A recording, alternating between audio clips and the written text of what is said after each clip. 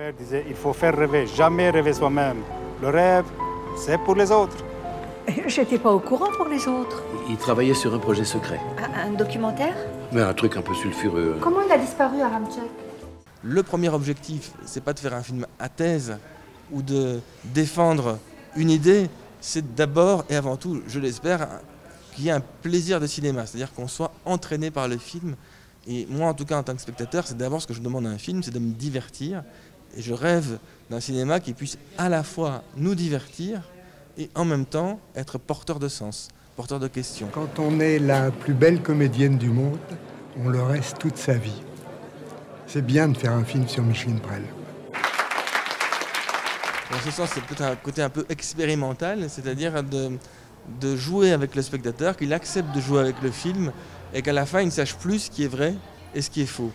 Mais le vrai pari n'était pas là. Le vrai pari, c'était qu'une fois qu'on est dans le film, on a envie qu'on ne décroche pas du film, qu'on a envie de connaître la suite de l'enquête, qu'on soit avec Marianne Medeiros dans ses investigations, et donc que ce soit plutôt après avoir vu le film qu'on se pose ces questions, c'est-à-dire mais qu'est-ce qui était vrai et qu'est-ce qui était faux là-dedans. C'est rangé par ordre chronologique? Seulement l'hiver, en été jamais. L'idée vient d'un constat, qui est que partout dans le monde où les films américains sont diffusés, ils sont en position hégémonique. Et que c'est les films hollywoodiens arrivent à être diffusés partout dans le monde. Et il y a parfois, comme c'est le cas en France, un cinéma national qui existe, le cinéma français, qui, face au cinéma américain, a des vraies parts de marché, mais il y a très peu de place pour les autres cinémas, qui ne sont ni nationaux ni américains. Et donc, je me suis posé la question, comment se fait-il que seul le cinéma américain plaît aux spectateurs du monde entier? Et donc de là, de manière ludique, est venue l'idée de dire qu'il y avait un complot à Hollywood pour empêcher les autres cinémas d'exister.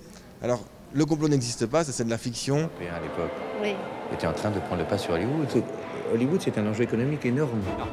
On est en train de fabriquer un complot mondial, quoi. Je pense que c'est une grave erreur politique, qui n'est pas de gauche ou de droite. Parce que je pense que la culture, ce n'est pas un luxe. C'est Victor Hugo déjà qui disait « On connaît le prix de la culture, mais on ne connaît pas le prix de l'inculture ». Et je pense que c'est une phrase qui reste d'actualité aujourd'hui. Le cinéma, ça l'a amusé un peu, mais il est vite passé à autre chose. Parce que la culture n'est pas un luxe, la culture est une nécessité, c'est le propre de l'homme. Et par la culture, comme les Américains l'ont très bien compris, il y a aussi des enjeux économiques. Et ce n'est pas la culture contre l'économie, c'est la culture et l'économie, et qui doivent fonctionner de manière vertueuse l'une avec l'autre. Et donc c'est une sorte de film de combat aussi que j'ai voulu faire, et je crois vraiment qu'il faut maintenant trouver des solutions pour que la diversité culturelle, la richesse de l'Europe, la richesse des cultures qui composent l'Europe, la culture portugaise, la culture espagnole, la culture italienne, la culture française, etc., sont toutes des cultures fortes.